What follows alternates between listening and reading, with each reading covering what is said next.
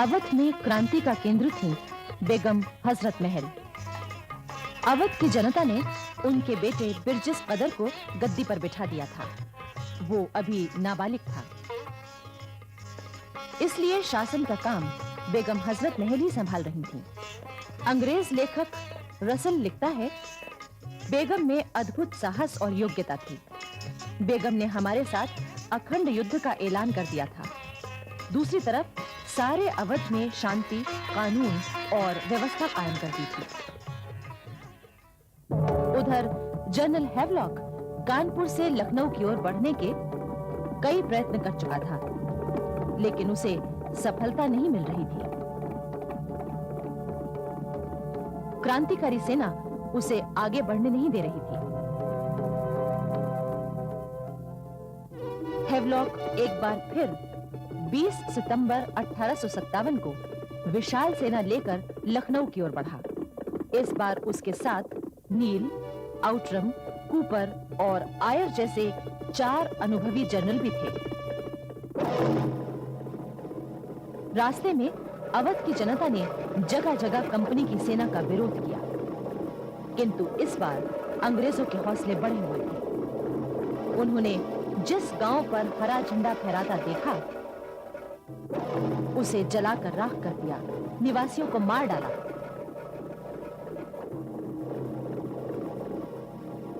तेईस सितंबर को लखनऊ के पास आलमबाग में कंपनी की सेना और क्रांतिकारी सेना में जमकर मुकाबला हुआ। लेकिन तभी दिल्ली में दोबारा अंग्रेजी राज कायम होने की खबर आई। इससे अंग्रेजों के हौसले और बढ़ गए। 25 सितंबर को अंग्रेजी सेना 4 बाग के पुल के पास आ पहुंची।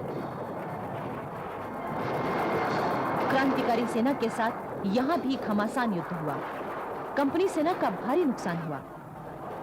इसी दौरान इलाहाबाद में दमन करने वाला मशहूर सेनापति जनरल नील मारा गया। कंपनी की सेना लड़ते-लड़ते रेजिडेंसी पहुंच गई। इसका नेतृत्व हैवलॉक कर रहा था। रेजिडेंसी में क्रांतिकारी सेना ने घेरा डाल दिया। अंग्रेजों की सेना रेजिडेंसी में कैद हो गई। आखिर ब्रिगेडियर ग्रांट एक बड़ी सेना लेकर आलमबाग पहुंचा। 14 नवंबर को आलमबाग की ओर से ब्रिगेडियर ग्रांट ने और रेजिडेंसी की ओर से हैवलॉक और आउटरम ने क्रांतिकारियों को दबाना शुरू किया। 16 नवंबर को सर कॉलिन कैम्पबेल ने अपनी सेना के साथ सिकंदरबाग पर हमला किया। क्रांतिकारियों ने यहां अद्भुत साहस दिखाया। इसके बाद दिलखुशबाग, शाहनजफ, मोती महल आदि अनेक स्थानों पर 23 नवंबर तक युद्ध जारी रहा। रेजिडेंसी में कैद अंग्रेज छूट गए, किंतु लखनऊ शहर अभी तक क्रांतिकारियों के हाथ में था। इसी बीच कानपुर पर तात्या टोपे के कब्जे का समाचार मिलते ही कैम्पबेल कानपुर की ओर रवाना हुआ।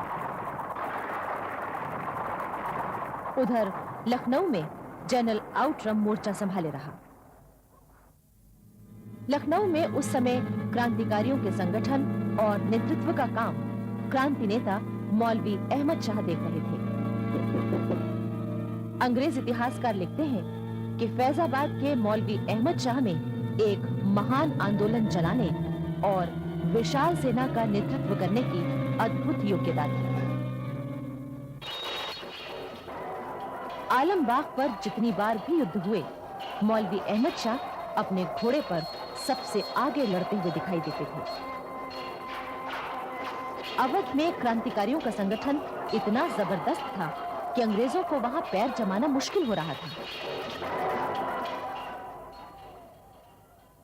अवध की अधिकांश प्रजा, लगभग सभी राजा, जमींदार और ताल्लुकेदार सच्चे उत्साह से नवाब बिरजिस कदर और बेगम हजरत महल के लिए अपना बलिदान देने के लिए तैयार थे। इनमें राणा बेनी माधव का नाम बड़े आदर के साथ लिया जाता है। राणा बेनी माधव में जन संगठन और छापामार युद्ध कला की अद्भुत योग्यता थी। अंग्रेजों ने उन्हें अपनी ओर मिलाने के लिए बहुत लालच दिए, किंतु राणा बेनी माधव ने बेगम हजरत महल का साथ नहीं छोड़ा। 15 जनवरी 1858 को फिर युद्ध छिड़ा। उस दिन मौलवी अहमद शाह के हाथ में गोली लगी। 17 जनवरी को क्रांतिकारियों के एक और मुख्य सेनापति विदेही हनुमान घायल हुए और उन्हें अंग्रेजों ने पकड़ लिया। इसी दिन राजा बाल कृष्ण सिंह की मृत्यु हुई। 15 फरवरी 1858 को हाथ की चोट ठीक होने पर मौलवी अहमद शाह फिर युद्ध के लिए तैयार हो गए। लेकिन अब लखनऊ में अंग्रेजों की सेनाओं का भारी जमाव हो गया था। वो यहां क्रांतिकारियों का दमन करने के लिए पूरी ताकत लगा देना चाहते थे। उधर बेगम हजरत महल मर्दाना वेश पहनकर हथियार बांधे क्रांतिकारी सिपाहियों के हौसले बढ़ा रही थी। बेगम हजरत महल ने स्त्रियों का एक पूरा संगठन तैयार किया था। महलों की बांदियां उनकी निगरानी में कवायद किया करती थी। महिला जासूसों का एक अच्छा संगठन भी उन्होंने तैयार किया था। इतिहासकार लिखते हैं कि काश बेगम हजरत महल ने सैनिक शिक्षा पाई होती तो वो तमाम मर्द सेनापतियों से कई गुना अच्छी कमांडर साबित हुई होती। लखनऊ की एक एक इंच भूमि पर युद्ध शुरू हो गया था। बेगम हजरत महल भी हाथी पर सवार होकर युद्ध के लिए निकल आई थी।